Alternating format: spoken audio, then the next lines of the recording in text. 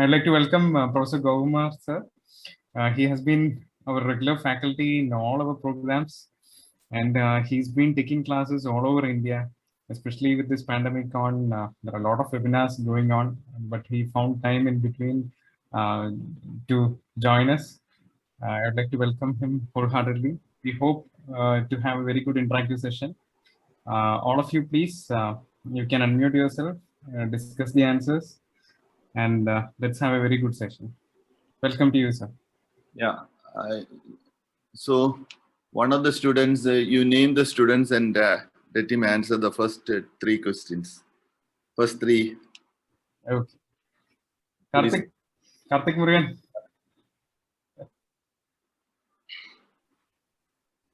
Yes, sir. Karthik, what do you find in this picture? Sir, malnutrited.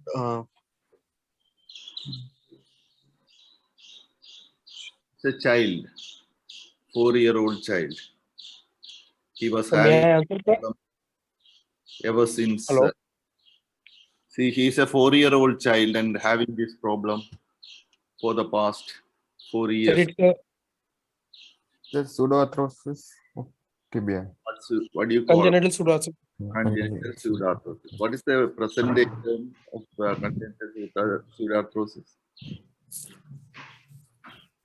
Any other terminology has come? It's given by Crawford, Adams.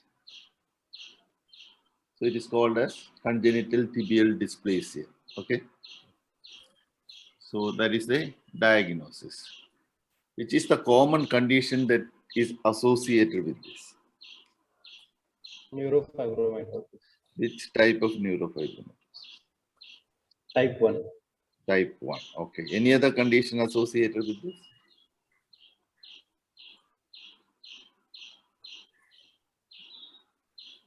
Sir, it can be associated with radioulnar synostosis, metastasis, and excess. No, any other condition similar to neurofibromatosis that is associated with congenital pseudoarthrosis in the tibia?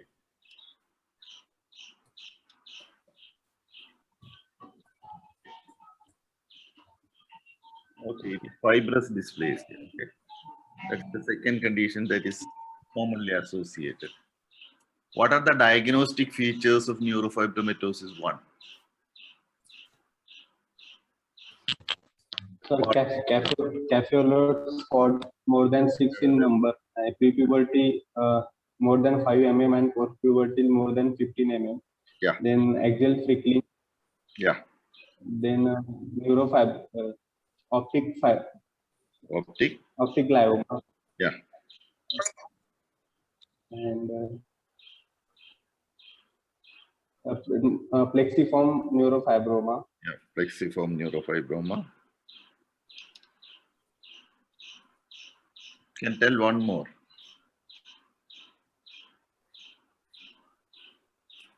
So something. Axillary and Okay. We'll come back to that answer. What is the pathology? The periosteum of the bone is defective, causing healing. Okay. It is said to be a hamartomatous proliferation of the periosteum surrounding the pseudoarthrosis site. Okay. So even if you give BMP, it will not produce bone. It has got more osteoclastic potential than osteoblastic potential. Okay. So it constricts that area and eat away the bone, leading on to pseudoarthrosis. So you can write hamartomatous proliferation of the abnormal periosteum. What are the associated problems in the leg, in the lower limb, especially the leg, in congenital pseudoarthrosis?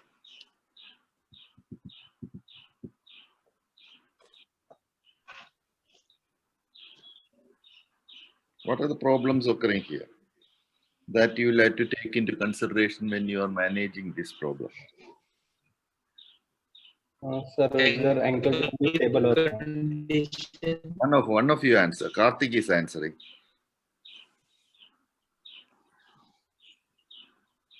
Vertical. So the first thing is you find that there is an androlateral bowing, isn't it? That's the first problem. Second problem is it is not united. That is a non-union of the pseudarthrosis site. The third problem is when there is a pseudarthrosis of the fibula, along with that, there will be proximal migration of the fibula. When there is proximal migration of fibula, what is going to happen? The lateral support to the angle is gone. Therefore, the angle goes into valgus. So when there is an androlateral bowing, what is happening? The tension in the tendoachilles is gone. So there is exaggerated dorsiflexion. This leads to a calcaneus deformity. Okay, calcaneus deformity leads to a little bit cavus also.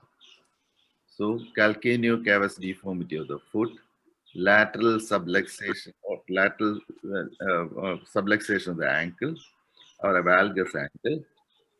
Then what is happening when there is a lateral bowing, what androlateral bowing, what compensation can occur in the upper tibia?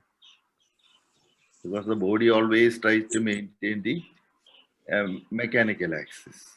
Therefore, there will be a opposite deformity occurring there. In the upper tibia, it produces recurvatant deformity and a valgus deformity in the upper tibia. And there can be some coxa valga deformity in the femur. These are the associated deformities in the limb when there is a congenital pseudarthrosis with androlateral bowing. What are the available methods of treatment and which are the most successful ones?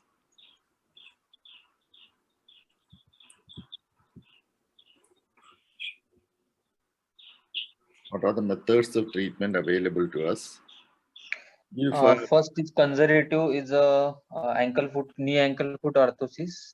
And if you are going for surgery, then intramedullary nailing with removal of the all periosteum with bone grafting. Yeah. That is two methods. One is bracing. You can write bracing with a knee ankle foot orthosis. And second is excision of the hamartomatous tissue with intramedullary nailing and bone grafting. Originally described by John Charlie. Two methods. Then, Sir, one cross-union concept is there. yeah, that is the recent one, the cross-union concept of Drode-Paley. Do you know the steps of cross-union concept of Paley? That will not be asked. Just for your information, I am asking. Sir, the hamartomatous tissue is excised first, and if both the tibia and fibula are at level, then they are synostos together by placing a bone graft in between, and along with zoledronic acid is given, sir. Yeah, the first thing what he does is to give zoledronic acid a few, at least 6 weeks prior to the surgery, because he wants the zoledronic acid to be there in the bone graft which he is taking from the iliac crest. Second comes the steps of the surgical procedure. The first one is excision of the hematoma, hamartomatous and freshening of the bone ends. Second is intramedullary nailing. He uses the Facile Dubos nail or the FD nails and a modified FD nail where the distal part has got an interlocking hole through which a K-wire is passed. The third thing is he uses a plate in addition to this intramedullary nail for the tibia. Then he exposes the fibula through the same incision and fix the fibula by another intramedullary nail. Then the interosseous space, he excises the interosseous space. In that area, he puts BMP, he puts cancellous bone grafts, and then he surround that area with a periosteal flap taken from the inner aspect of the ileum. So it has got so many steps in Paley's close union method. Though other authors were able to get similar result even without all these procedures, Choi has given he was the one who described it ahead of Paley. Then what are the other methods? You can just write cross union method. What are the other methods? One is Elizarov, you know, isn't it? Excision and compression at the fracture site and correction of limb length discrepancy. Then vascularized bone graft, that is mainly the fibular graft, can be used. Anything else? Another method is a McFarland's bypass graft, where there is in the concavity, you put a bypass graft, a graft extending from the normal up part of the tibia to the upper part of the tibia to the normal lower part of the tibia. And finally, amputation is also should be considered as a method of treatment. So the method is bracing, intramedullary nailing with bone graft. Then comes the third one, you can write Elizarov. Fourth one is vascularized fibular graft. Fifth one is Rod-Paley's cross union technique. The sixth one is bypass graft of McFarland. And the seventh one is amputation. Okay, so these are, so if you write 3 or 4, that should be fine, because in the OSCE you will not be able to write all these, so you can write 2, 3 of that.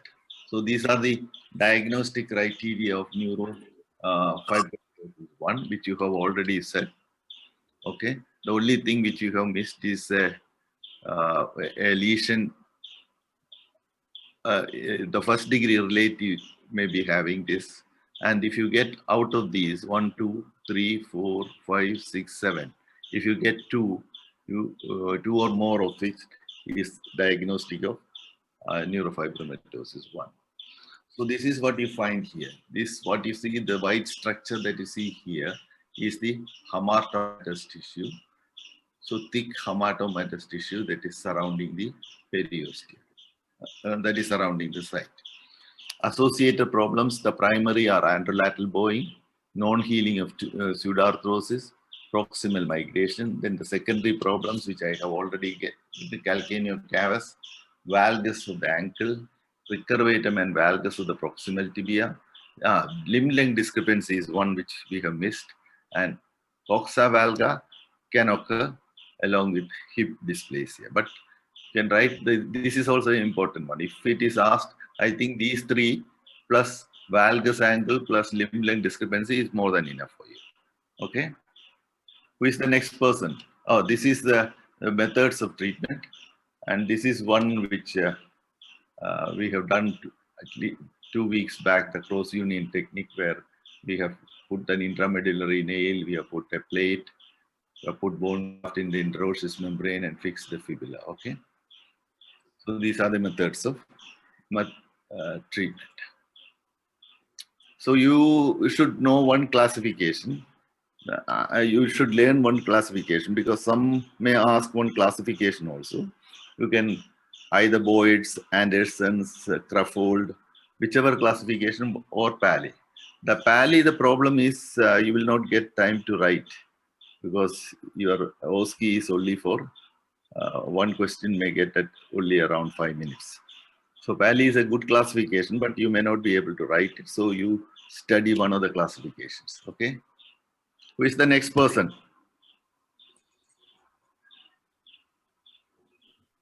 Karthik, you want to continue?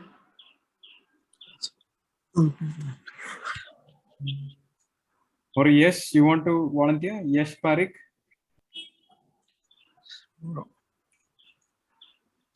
See, unless you participate, it will not be useful, because we will be, if you are fast, we will be able to finish more questions. If you are slow. This is fibular hemimelia. Yeah. Yes, sir. Suchi is. What do you find? Yes, sir. This is congenital fibular hemimelia, sir. Yeah.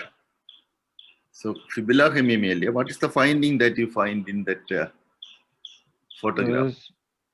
Sir, there is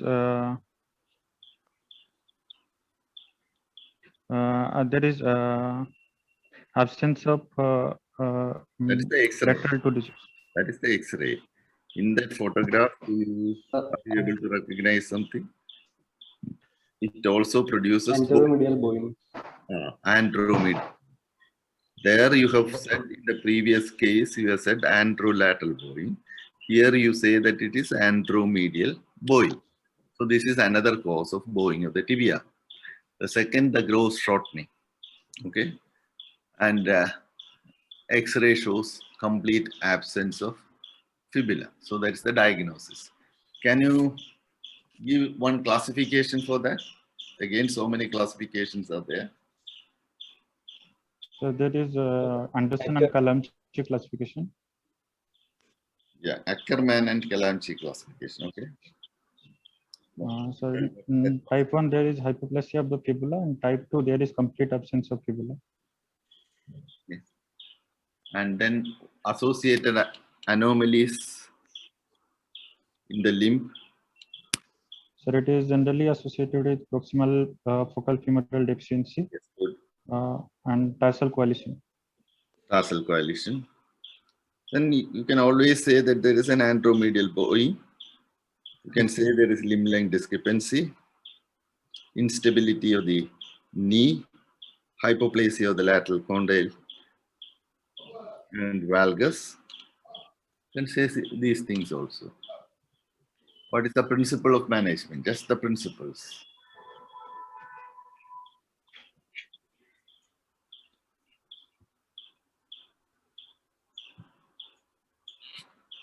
You don't need to tell. So mainly depends on the condition of the foot, isn't it? And the amount of shortening.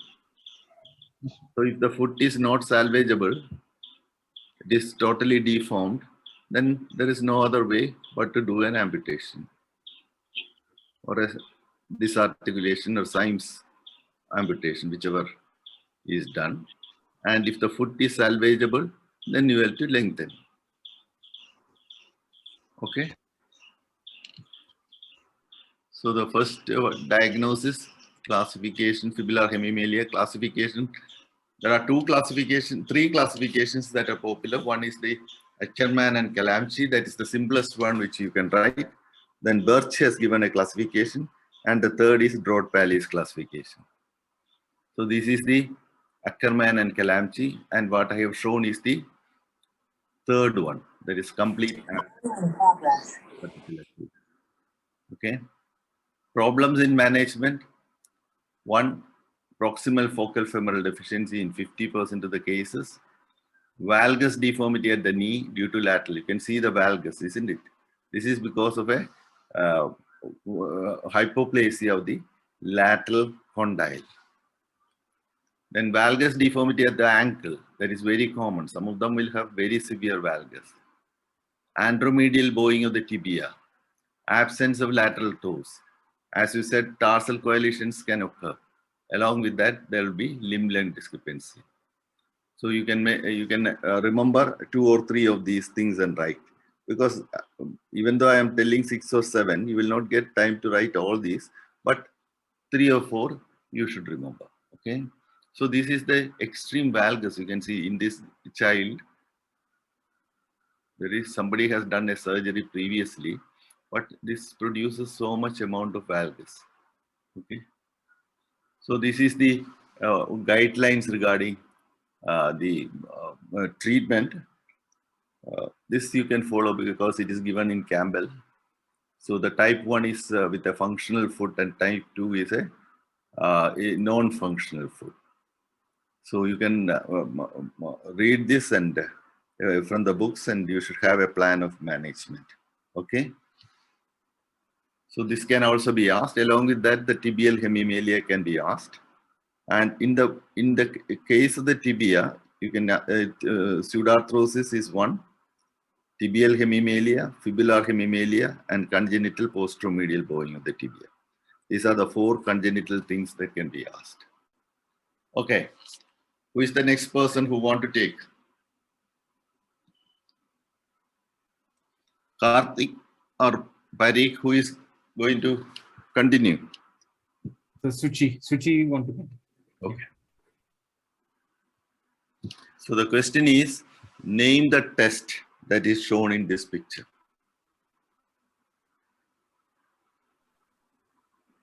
Coleman block test. Coleman block test. Okay. In which condition is it commonly done? To check the Which condition? Phase cavers. Yeah, not Cavus, you can see varus also, isn't it? Cavo virus foot. It is done for Cavo virus foot. Can you tell me the principle behind this test? Sir, we have to check whether virus is cavus flexible or Yeah, one of you answer. to Yes, check Pawan. the virus is flexible or sorry, Pawan, continue. Yeah, one of you tell. Yeah, Nikhil, please continue. Nikhil. To check the virus is a flexible or fixed virus. Yeah, that's the what is the principle behind it? Do you know that? No, sir. sir, due to first metatarsal Yeah, what is dropping. the commonest cause of this condition? Cavo virus. More than 50% of the cases it is due to a particular First metatarsal. flexible virus. Flexible Cavo virus is in most cases is due to a particular condition. What is that?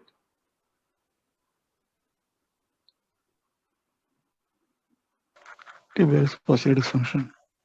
No. It produces flat foot, isn't it? It is due to peroneal muscular atrophy or the Charcot-Marie-Tooth disease. Okay, which are the two muscles that are not acting in the foot that is not acting in this condition? Tibialis anterior and the peroneus brevis. Very good. Tibialis anterior and peroneus brevis. So when the tibialis anterior is not acting and peroneus longus is acting, there will be a drop in the first metatarsal. Okay. So you need 3 points or a tripod to stand. That is the head of the first metatarsal, head of the fifth metatarsal, and the heel. So when one is at the lower level, what will happen? It goes into eversion. Foot goes into eversion. So when you are standing, the forefoot inverts. Okay, the forefoot inverts, and this forefoot inversion leads to hindfoot inversion. That is why you get this Cavo virus feet. Okay. So the principle behind this test is that when you allow the first metatarsal to drop in the usual manner, the varus deformity of the heel disappears. Okay. Because you don't need that to make the tripod, because there is space for the first metatarsal to drop. That is the behind it. What are the common causes? The common causes of Cavo virus feet, apart from Charcot-Marie-Tooth, can you tell me? Cerebral palsy. Cerebral palsy.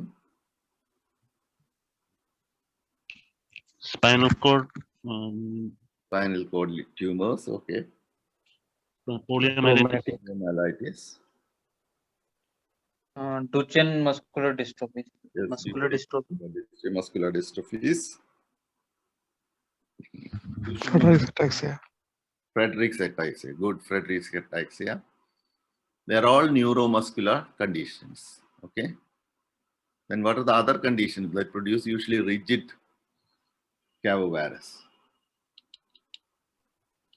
Can any congenital condition produce it, which is very common? Arthrogryposis multiplex congenita. Clubfoot. Many of the clubfoot. Yeah, you see a cavus feet, isn't it? And along with that, there will be varus also. Any traumatic condition? Talus fracture, Marley. Yeah, many of the fractures, especially calcaneal fractures and compartment syndromes, All these can produce cavovirus feet. And there is an idiopathic condition which is called as subtle cavovirus feet, where we do not know the etiology.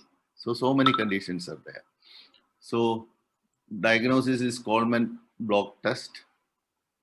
So it is a deformity. The deformity is cavovirus. Cavus, plantar flexion of the first ray, and varus of the heel and forefoot. Causes, neurological cause is the commonest. Then you have got congenital, traumatic, and idiopathic. So in the neurological condition, in any of these similar conditions, you can think of conditions right from the brain. In the brain, you have got cerebral palsy, CVA, brain tumors, then the cerebrospinal tract, Friedreich's ataxia. In the spinal cord, you can always remember poliomyelitis, spinal tumors, spinal dysraphism, and then in the anterior horn cells, you have got poliomyelitis. Peripheral nerves, you have got peripheral neuropathy or trauma to the nerve. In the muscles, you have got muscular dystrophy. So many causes are there for you to write a few, of which the easiest one is probably Charcot-Marie-Tooth, you have to write. Friedreich's ataxia, you have to write. Poliomyelitis, you can write. Then cerebral palsy, you can write. At least 4 you can remember. Okay. Then you can think of traumatic conditions. Then you can think of this idiopathy. You just write idiopathy, and congenital, that is clubfoot. So how will you do this test? Who is answering? You can read that. You just read. Yes, Nikhil? Yeah, just read. Are you able to see the slide? Yes, sir. Yes, sir. Shyam, please. One of you read. Patient stands in a wood block, 2.5 to 4 centimeter thick. The heel and the lateral border of the foot on the block and bearing the full weight. First, second, and third metatarsals are allowed to hang freely into the plantar flexion and pronation. Okay. So interpretation is, if the heel corrects while standing on the block, the hind foot is considered flexible. You see here, the heel is not getting corrected, so it is a rigid one. Okay. Then another sign that is described can be asked is what is called as a peekaboo sign. That is, if you look from the front in a varus feet, you can see the heel that is projecting, isn't it?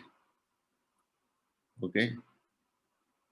From the front, normally you will not be able to see the heel. Here you are able to see it, and this sign has been described for a cavovirus feet.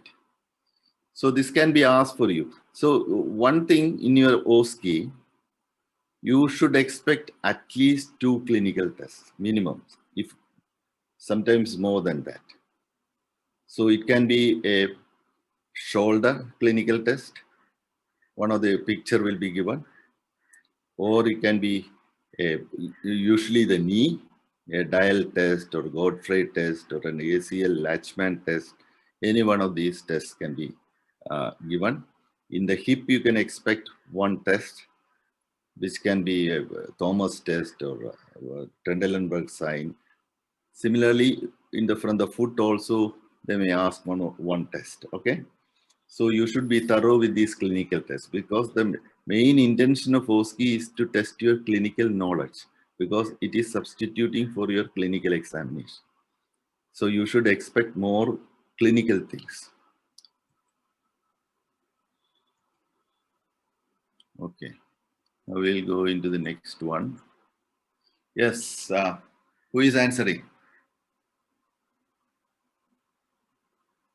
This Trendelenburg test. Yeah, Trendelenburg test.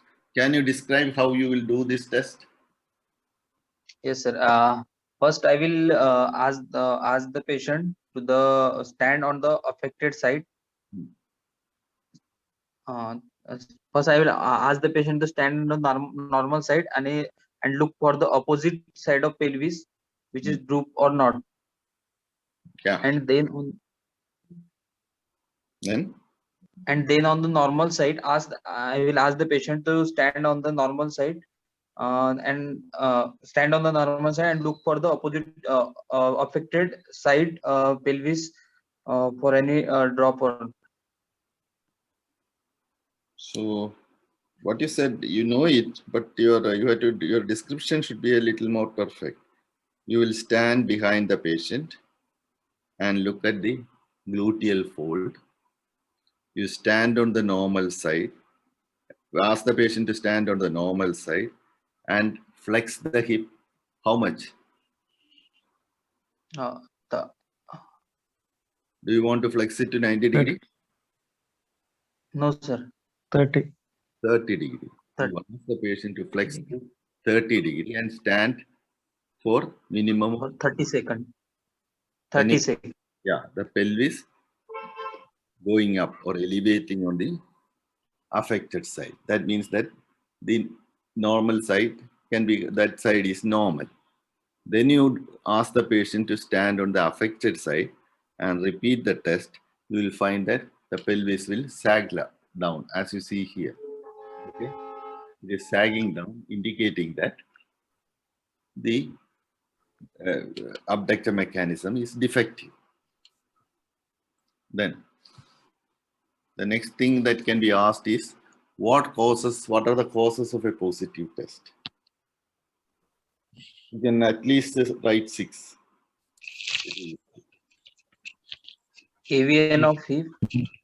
Weakness of gluteal Yeah. medius muscle, Yeah. superior gluteal nerve palsy, Yeah. hip osteoarthritis, L5 congenital neurotin. hip dislocations. Yeah, the better thing for you is you say the 3 components of the abductor mechanism are the fulcrum, that is the head of the femur. Then you've got the liver, that is the neck of the femur, and the power, that is the gluteus medius. Okay, so the gluteus medius, you can say 2 things, or a weakness of gluteus medius, or an L5 radiculopathy, or the gluteus medius muscle paralysis secondary to the nerve problem. Or you can say coxa vara producing a high riding, trochanter producing weakness of the gluteus medius. So that is the power, causes in the power. In the liver arm, what are the problems?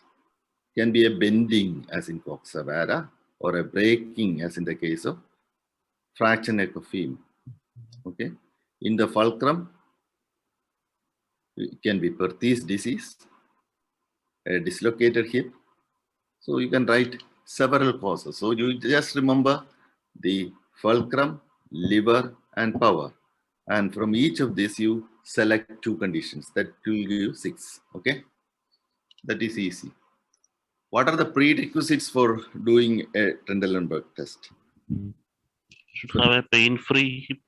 Yeah, one is pain-free. Patient should be able to stand for 30 seconds without pain. Yeah, patient should be able to 30 seconds. There should not be any coronal plane deformities. Any fixed coronal plane deformities. Okay. So, okay. Anything else? Lateral knee and contralateral hip should be free, sir. There should not be any contraction, sir. Contractures. So, liver pathology like bending or breaking, or failure of the fulcrum as in destruction of the head of the femur, or a dislocation of the hip, or a power, paralysis, polymyelitis, L5 radiculopathy, or Perthes. So you can remember these very easily and you should be able to write it. What are the prerequisites? Able to stand for 30 seconds. No gross limb length discrepancy. Because if there is limb length discrepancy, you get a pseudo-positive test. No fixed coronal plane deformity, no fixed pelvic obliquity, and the hip should not be ankylosed. Okay, so these are the various things, prerequisites for doing a Trendelenburg test. You can remember this without any problem. Then sometimes these can be asked, what is a delayed positive Trendelenburg?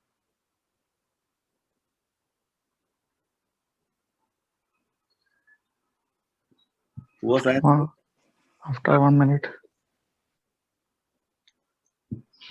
What is a delayed positive Trendelenburg?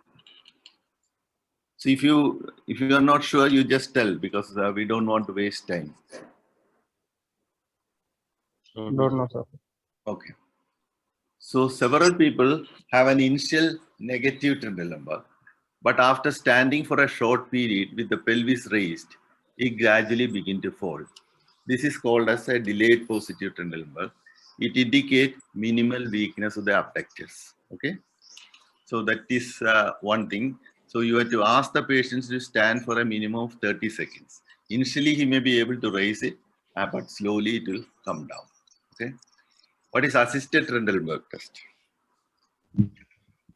If the patient is not able to stand for 30 seconds because of pain, the examiner stands in front of the patient and support patient's both hands with the examiner's hand and look for the pressure over the examiner's hand. Okay. So where will be the pressure? Normal side, sir. Normal. Is the next? Yeah. Okay. What is this?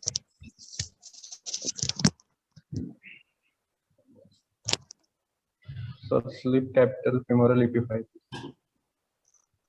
Okay, it is slipped capital femoral epiphysis.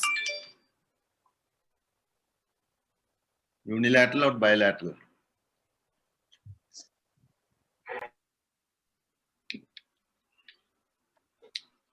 Left side is Bilateral. no.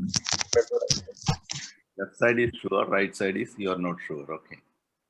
What are the associated problems you will look for in the Sir, whether patient is obese or associated with any endocrinal pathology like hypothyroidism. Yeah. Only hypothyroidism? Adiposogenital syndrome. Adiposogenital syndrome. Then panhypopituitarism. Panhypopituitarism. Okay. What are the clinical features? What will be the history like?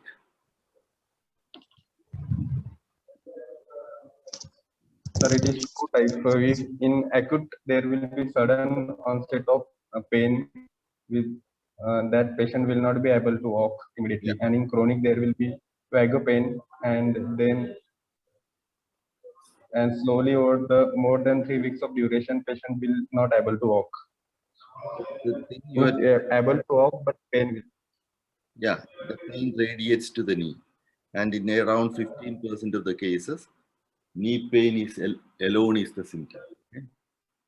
Then on general examination, what are the findings that you'll get?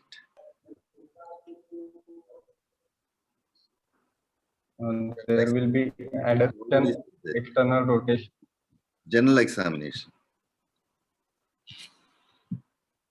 Obese child. Obese child. Then Gynecomastia. Gynecomastia. Loss of secondary sexual characters. Okay. Then what are the local findings on examination of the hip joint? Adduction, flexion, and external rotation, and shortening of the leg. Then, who you have said?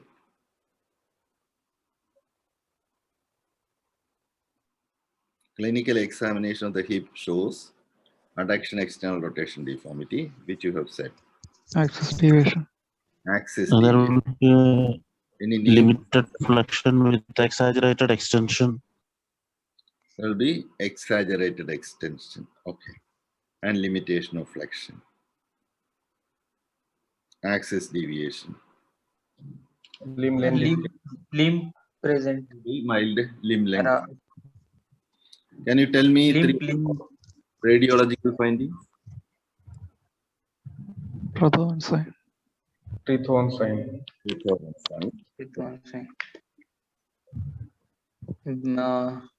Widening of growth plate. Widening of growth plate. Good. Loss of Capner's triangle. Yeah. Capner's sign or the Sham sign. Then Crescentric area with increased density. yeah, that is a metaphyseal blanched sign of steel. Okay. Yes, a few radiological signs you should know. How will you assess the severity? South-east angle. Depends on the sleep. What is southeast angle? In which view is it drawn? Frog-leg lateral. Pardon? Both AP and frog-leg lateral views. Usually it is done in the frog-leg lateral.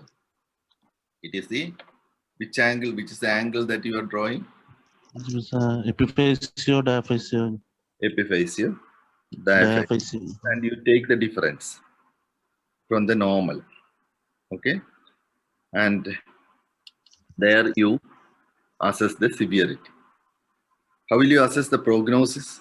Is there any classification that can affect, assess the prognosis? What are the other classifications? Loder's classification. Loder's classification. Loder's classification. Stable or unstable based on the ability to bear weight. Yeah. Ability to bear weight, and stable is usually having a good prognosis because the AVN rates are low, while unstable hips have got around 50% AVN. So the results are poor. And what is the other classification which you, if you get a case, you have to temporal classification, acute, chronic. Acute. What is acute sleep? What is chronic sleep? What is acute and chronic sleep? If it's less than 3 weeks, it's considered as acute. Yeah. And if the symptoms persist more than 3 weeks, chronic. It is chronic.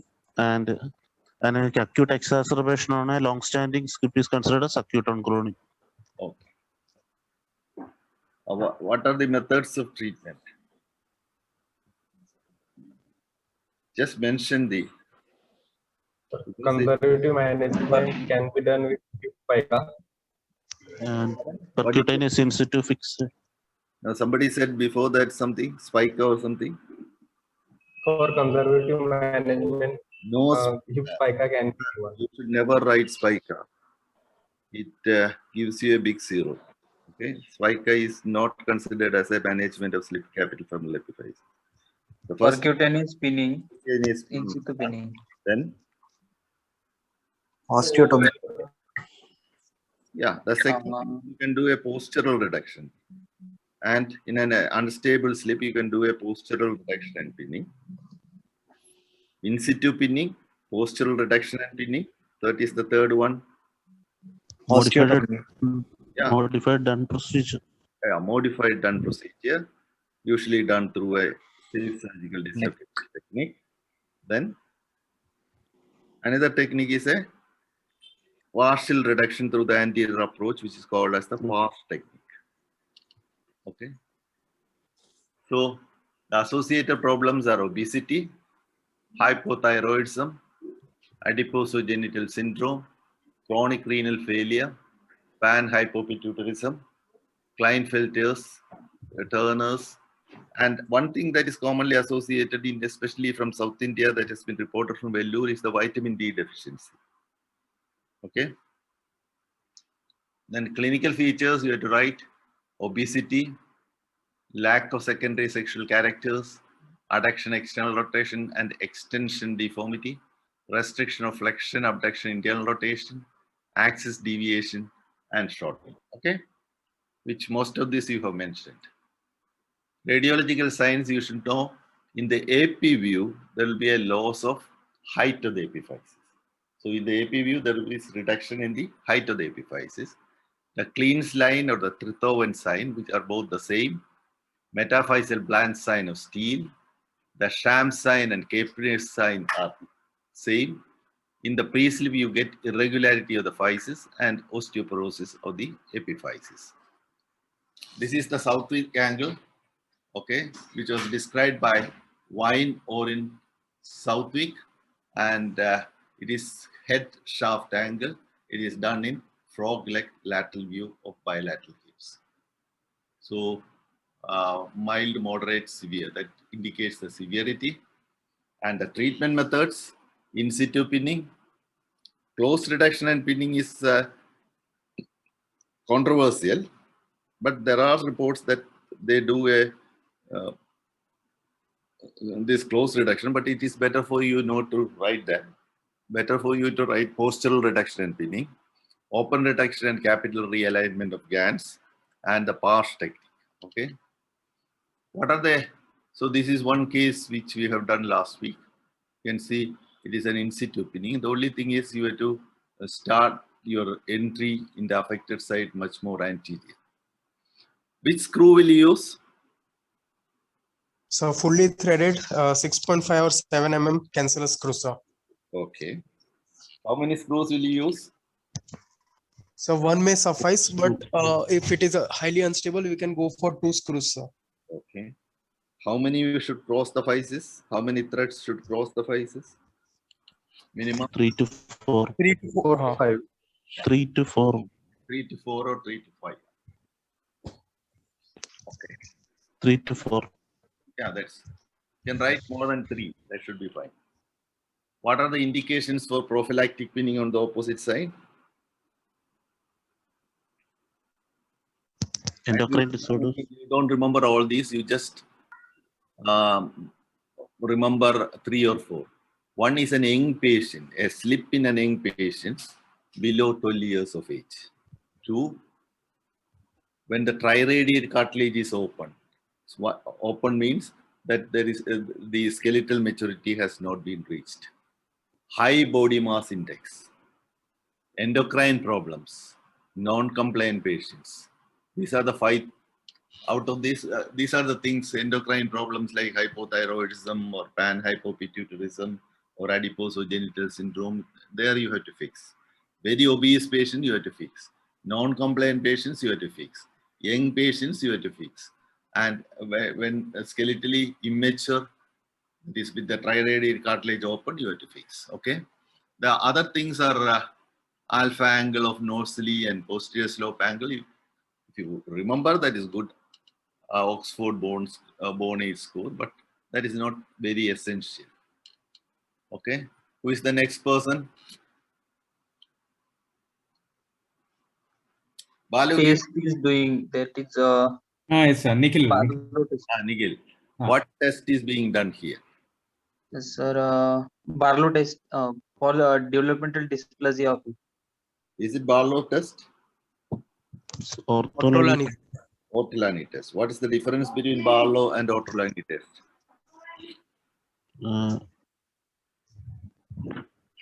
In Barlow test is done for the dislocatable Barlow hip. is done. Yeah. Done for dislocatable hip, and Ortolani test is for done dislocatable hip. Ortolani for a dislocated. You get the click of entry. While in the Barlow test is for a dislocatable hip, where you get the click of exit. Okay. So this is an Ortolani test. In which condition is it done? It's for developmental dysplasia. DDH. DDH in what age group? It's less than infant, less than 4. Less than 6 months. 3 months of age. 3 months. Yeah. 4. Younger, usually in neonates. Okay. And young infants, maximum 2 months or something, you can do it. Otherwise, you will not be able to get it. Because after 2 months, either the hip is stable or the hip is going out. So the other signs will be positive. So mainly for neonates. What other clinical signs are useful in such cases? As a DDH, before the walking age group. Galeazzi sign. Galeazzi sign. Creases over the medial thigh, sir. Abnormal and more creases. Abnormal creases. Posterior creases are more significant. Then Limited abduction. limited abduction.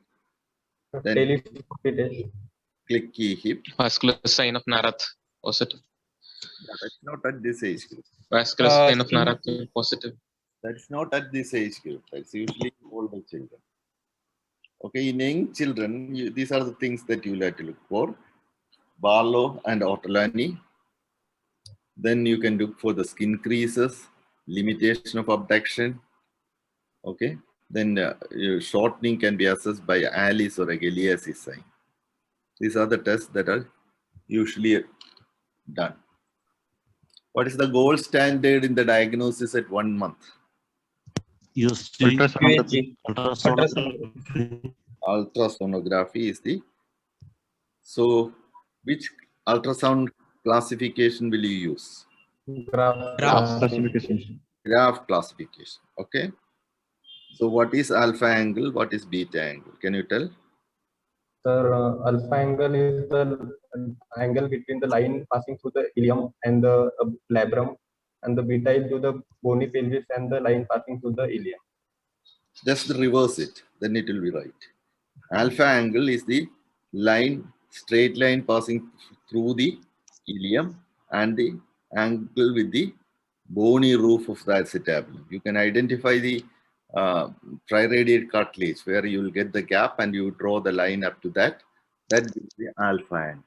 The beta angle is the labrum and the gluteus. That is the soft tissues. Okay.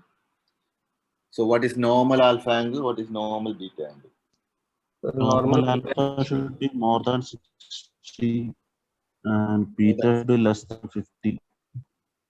Beta angle should be less than 50.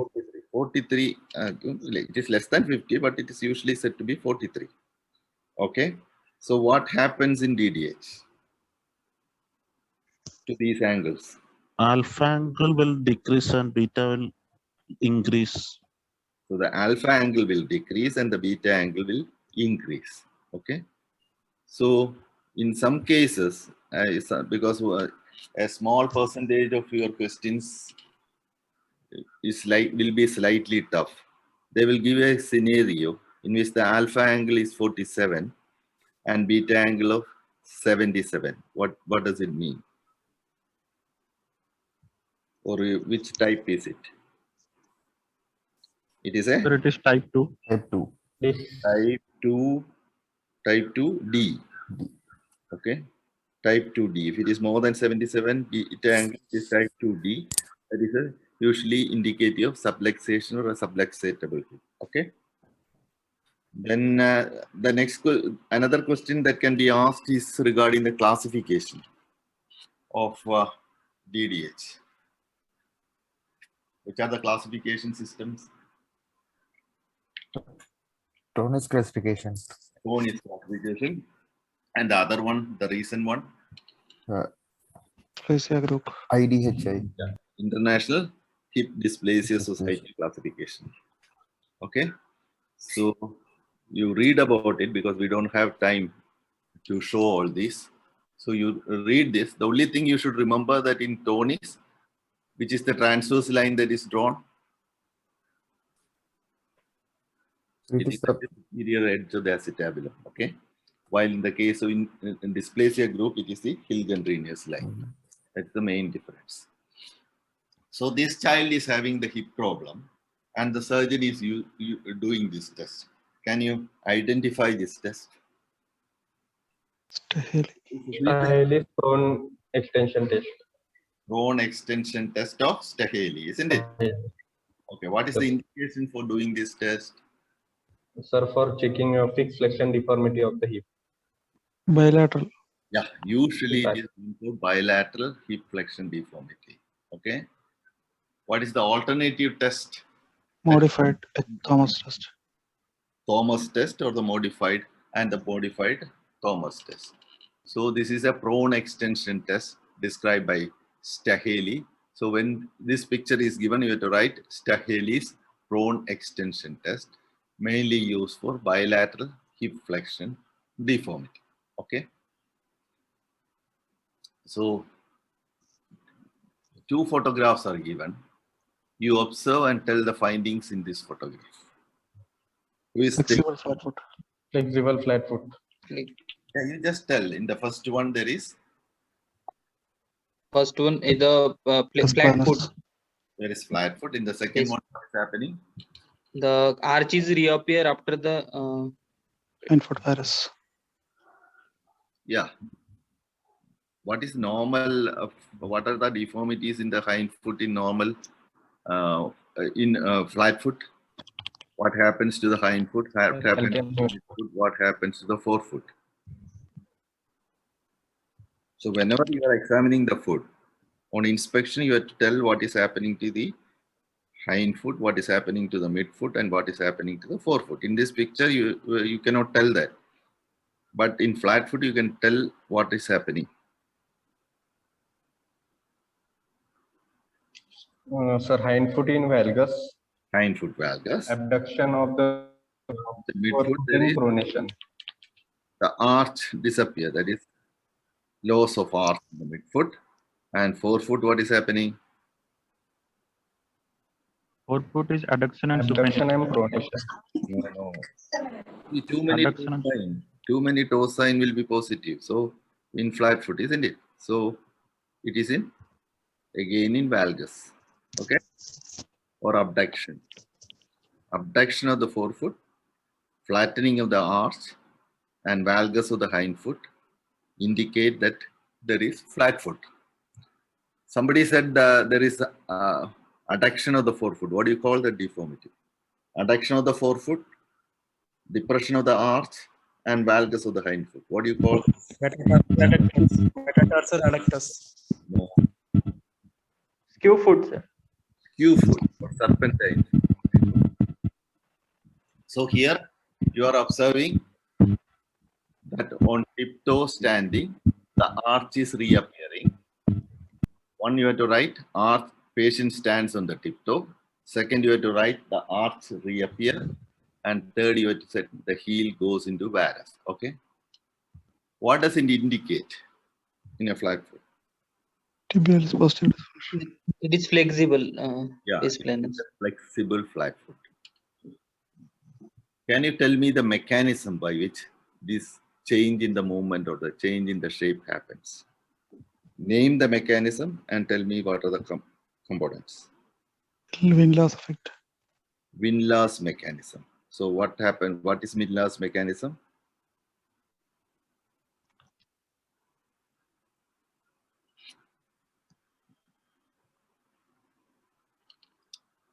So Stretching. that mechanism mainly depends Stretching. on the attachment of the plantar fascia.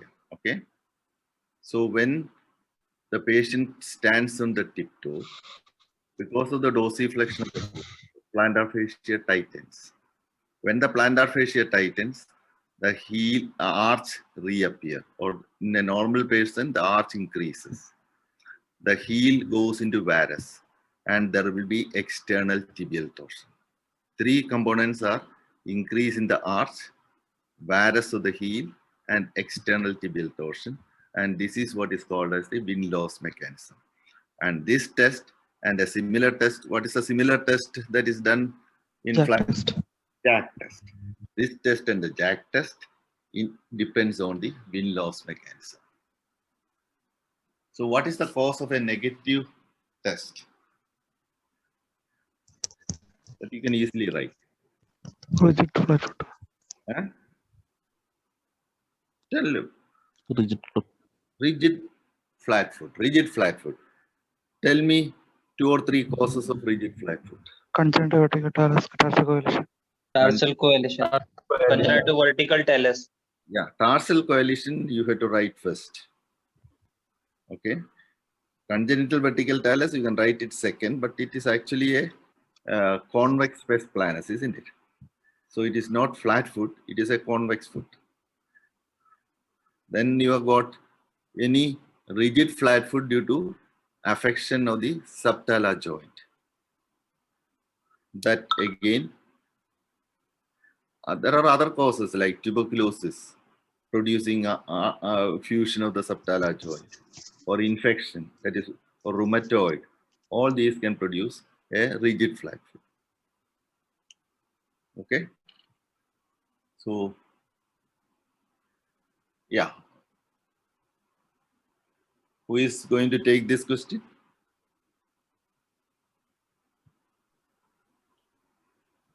So this is rib vertebral angle difference. Yeah, rib vertebral angle difference. Okay. Mehta's RVD. Mehta's angle. So, who described this? Mehta's RVD. Dr. Mehta. Yeah. What is the significance of this angle? Whether it will progress, scoliosis curve will progress or not, we can get to know about from this RVAD angle, sir. With scoliosis. You have got juvenile, you have got adolescent, Infantile, sir, infantile scoliosis. The infantile are mainly for infantile scoliosis. It is used to differentiate between progressive and resolving type of infantile scoliosis. This is how it is drawn. Okay, rib vertebral angle difference, and the angle formed at the intersection of the lines of the rib vertebra is called as the R. And what is important is 20 degree. You have to remember, curve of initial RVRD of 20 degree or more is considered progress. Any other sign that is it is not mentioned here? Any Yes, other Professor, sir. with along with this? Rises index. Pardon? For assessing the progression or to find out whether it is resolving. Any other radiological sign that is commonly used in infantile? Rib phase, sir. Eh? Rib phase. Phase, yeah. Phase 1 and phase 2 ribs. Phase 2. Okay, what is the difference between these two? Sir, in phase 1, the rib doesn't overlap the vertebra, whereas in phase 2, the rib overlaps the vertebra. On the convex side, it doesn't overlap, and the phase 2, it overlaps. So if on the convex side, the head of the rib overlaps the vertebra, that indicates that it is going to progress. If it is not overlapping, the progression will not usually occur. Okay, so this rib vertebral angle difference and phase 1 and phase 2, these are the two radiological signs that are used to that are commonly used to indicate progression. Okay. Next, one more we can take, I think. Yes, this is a simple one. What's the diagnosis? CTV. Congenital CT. Congenital Talipes-equinovarus. You can say a clubfoot. Better to say clubfoot because for saying that it is congenital CTV, Talipes equinovarus, you have to do a head-to-foot examination to exclude spina bifida, to exclude arthrogryposis, and so many conditions to exclude other syndromes. So if the foot alone is given, you can just write clubfoot, most probably congenital Talipes equinovarus. What are the deformities here? There is cavus, Adduction of forefoot, varus, and equinus. Cavus is increased arch. Second is, somebody said adduction. Adduction of forefoot, Adduction of the forefoot. varus of heel, and equinus of ankle joint. Yeah, okay. Along with that, any other things you can write? Internal tibial torsion. Yeah, internal tibial torsion you can write. Anything else you want to write? Deep crease on the medial side. Okay. Shortened medial column. Lengthened lateral column. Crease on the posterior. Yeah, posterior crease and thinning of the calf. Because the calf will be very much thinned compared to the normal side. So at least 7 or 8 deformities are there. You can write 3 or 4. What are the methods of assessing the severity of clubfoot? Severity assessment. Pirani scoring. Pirani scoring and DiMeglio scoring. DiMeglio scoring. Okay. DiMeglio. How will you treat an infant with clubfoot? Infant or a neonate? Ponseti casting technique. Ponseti casting technique. Which is the order in which you correct the deformity? Head of talus. First metatarsal drop, that is cavus. Then adduction of forefoot. Then varus of the heel, and at last after the full correction there is the equinus. Yeah, the thing is, you should not say varus of the heel. How does the varus correct? How do you correct the varus of the heel? It gets corrected while correcting adduction. Yeah, once you correct the cavus Adduction of the foot, the varus of the heel automatically get corrected. This is because of the mechanism called the calcaneopedal block, where Ponseti considered foot as having two blocks. One is the talus, and the second is Calcaneopedal block. So once you abduct with your thumb over the head of the talus as the fulcrum, what is happening is the heel automatically get corrected. It goes into valgus. The varus heel disappears. Okay. So how is this foot different from the normal club foot that you have seen in the previous slide? Sir, this is a short stubby foot. Then there would be the flexion of the more flexion of the toes. Yeah, four foot flexion. Yeah, and sir, short stubby foot. Yeah. Big toe is short. Big toe is short. Isn't it? Or a dorsiflexion. And you can see more deep crease. Yeah. And in many of these cases, they will have a varus of the leg also. The leg segment appears to be in varus. So the deformities that are seen here, you have already mentioned. One is the deep crease. Second is forefoot plantar flexion. Third is dorsiflexion or the toe, big toe, short big toe, and again fat and swollen feet. What's the cause of this? What do you call this feet? What do you call this? Atypical club. Atypical club. What is the cause of atypical club?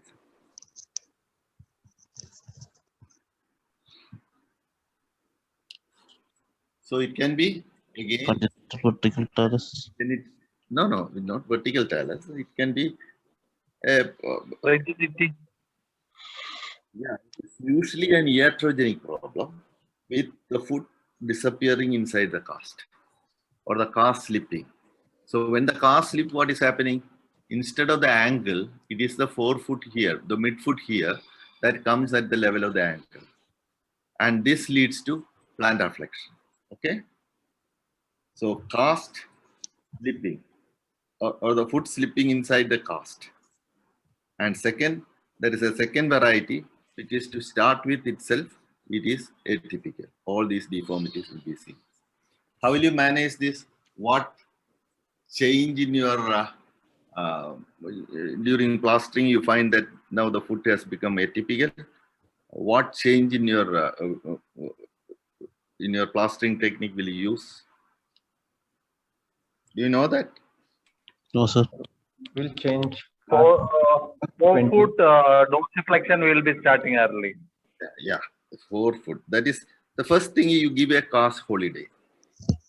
When you see these children, you don't put plaster for a couple of weeks. Then you find that the arch, the plantar flexion of the forefoot decreases, the toe lengthens, and the swelling disappears. Then you use your thumbs to correct the plantaris deformity. Plantaris means plantar flexion deformity of the forefoot. You correct that by using your thumb. A couple of times you correct this deformity, put plaster, and then you continue with the Ponseti method of treatment. So that is how you correct this. Okay. We'll take one more question. I think it is already 5:15. What do you call this? Tinbic brace. Tinbic abduction brace. Abduction brace. Foot abduction orthosis. Tinbic foot abduction brace. So where is it used? Congenital converting. CT. It is used in the treatment of club foot. Okay, not only CTV, club foot. Okay. Yes. Can you tell the characteristics of the shoe and the brace? What are the characteristics of the shoe? Sir, the shoe medial- lateral border is straight. There is no heel, and at the heel there is a posteriorly there is a gap, and both the shoes are placed in 70 degree of abduction. Yeah. It is bilateral. The first thing you have to say that it is a surgical shoe. Surgical shoe is one that is open throughout here. Okay. You can see this, isn't it? Second, this is called as the heel counter. What is happening to the heel counter here? In normal shoes, the heel counter is almost straight like this, isn't it? Here, it is going like this. That means that a low heel counter. This is to prevent the child from levering the foot out of the brace. Okay? So a low heel counter, a straight medial border, then there is no heel here. And here what you can see is an opening on the medial side through which the mother or the parents can look at the heel to make sure that the heel is in neutral position. Then you have got a rod connecting these two. And what should be the length of the rod? The distance between two shoulders. Yeah, 2 shoulders, because the shoes should be at the level of the shoulder. How much external rotation or abduction you give? 70. Yeah, in bilateral cases, 70 degree, and in unilateral cases, 70 degree on the affected side and 50 degree on the normal side. In a neonate and infant, as the age increases, the amount of abduction you have to decrease. The child will be very uncomfortable if you put a 1-year-old child in this brace at 70 degree. Because why this 70 degree? Why has Ponseti advised 70 degree? Because in a neonate, Ponseti casting was done in neonates and very small infants, not in older children.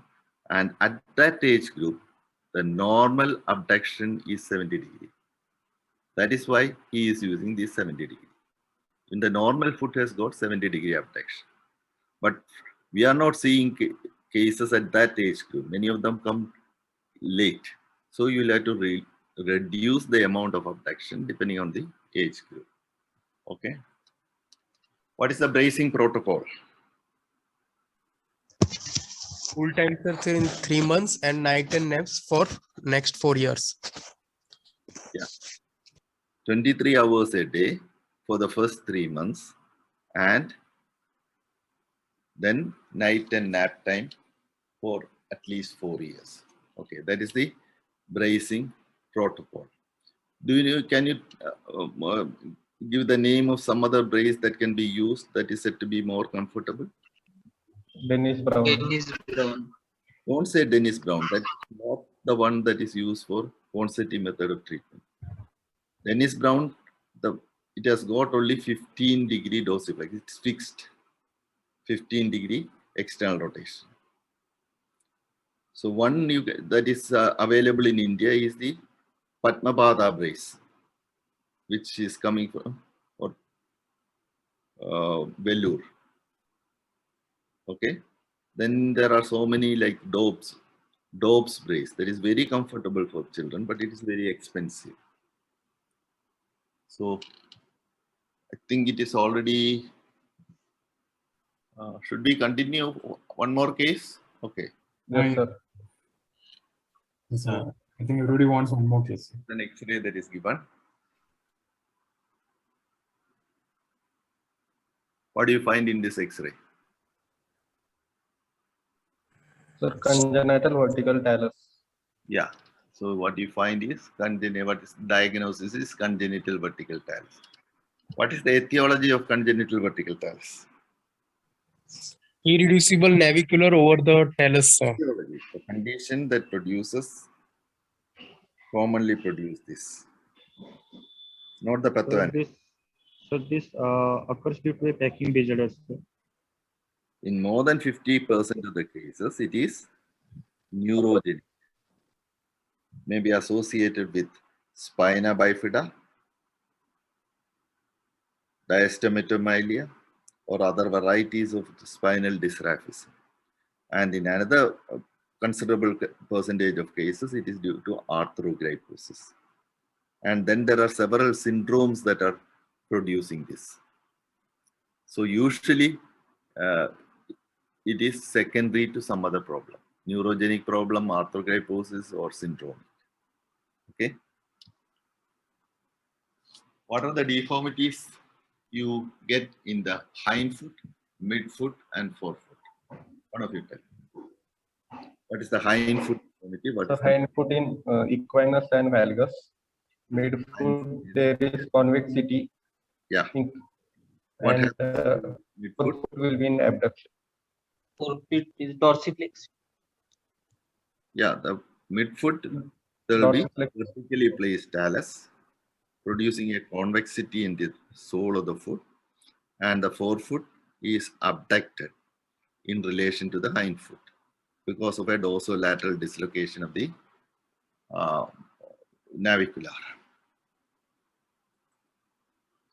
So how will you treat this? Child is 4-year-old child with arthrogryposis and rigid deformity. What is the method of treatment? Or in other words, what are the methods of treatment available? You just tell. Serial manipulation and plastering. Serial reverse Ponseti technique. Yeah. Who described the reverse Ponseti technique? No. With the forefoot is plantar flex and inverted. So the name the person, when you are asked to name, you have to say Dobbs technique or Matthew Dobbs. Okay. Second, what are the steps in reverse Ponseti technique?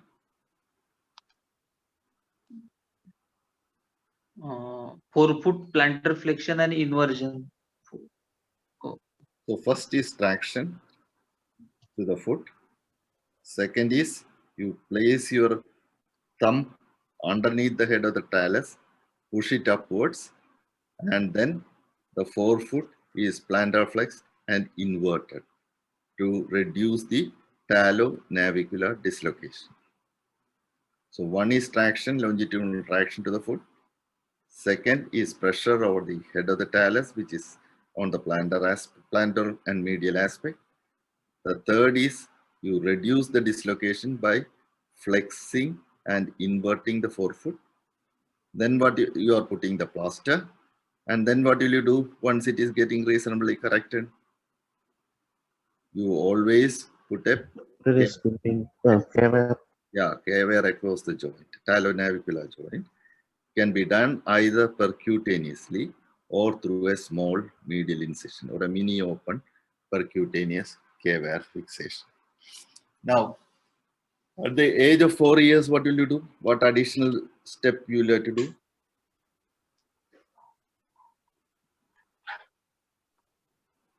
At the age of 4 years, if it is very rigid, you will not be able to reduce it. So you will have to do what is called as a naviculectomy. Okay. You have to remove the navicular to provide space. Then in an older child, what will you do? Kumar's procedure. Kumar's procedure you can do in children after 1 year of age group, that is open reduction. Can you tell the steps of Kumar's procedure? There is a lateral incision and medial incision. In lateral incision, release the structure around the lateral calcaneocuboid joint, and when in medial incision, release the release of the the talonavicular ligament and the deltoid, superficial deltoid. Deltoid ligament. Okay. So what you said is only partially right. You have to put 4 incisions actually. Otherwise, you do through a Cincinnati, reverse Cincinnati approach, anterior incision. Otherwise, 4 incisions. One, the structures on the dorsum of the foot are tight. Tibialis anterior, extensor hallucis longus, extensor digitorum longus, and peroneus tertius are tight. Therefore, you want to lengthen it. Okay. On the lateral side, both peroneus longus and brevis are tight. So you have to lengthen that. Along with that, you will have to release the calcaneocuboid joint, including the ligaments underneath. Then you come to the medial side, you reduce the talonavicular dislocation. Then go to the posterior side and correct the equanus by a tendoachilles lengthening as well as a posterior release. These are the 4 steps. Then you reduce it and put a K-wire across the talonavicular joint. So these are the steps that are usually done. You should understand that the anterior structures, the lateral structures, and the posterior structures are tight. Only the tibialis posterior and the spring ligament and bifurcate ligament are stretched in congenital vertical talus. The additional procedures that are done, if you find that it is unstable, then you will have to transfer the tibialis anterior to the talus, okay, to act as a sling. And if you still feel that it is unstable, you have to do an extra-articular subtalar fusion, Grice-Green type of fusion. In an older child, you do a triple arthrodesis. Okay, I think that is enough for today. So these are the types of questions that will be asked. Such tough details may not be asked, only because you should understand that you get only less than 5 minutes to write the answer. There will be 4 sub-questions will be there. Okay. Thank you, sir. I think this is it. Yeah, yes, sir. It was a wonderful, wonderful class, sir. I hope everybody have, and it was really good to see many people participating well, sir. So I'm sure all of you have learned a lot from this. There are very important topics, and I think it will be useful for your other exams also. So thank you so much, sir. Thank you. Thank you. Thank you. Yes, sir. Yeah, thank you, Gogoma, sir. Spending a day with the children, the students, sir. As I say, so students, we are very thankful to you, sir.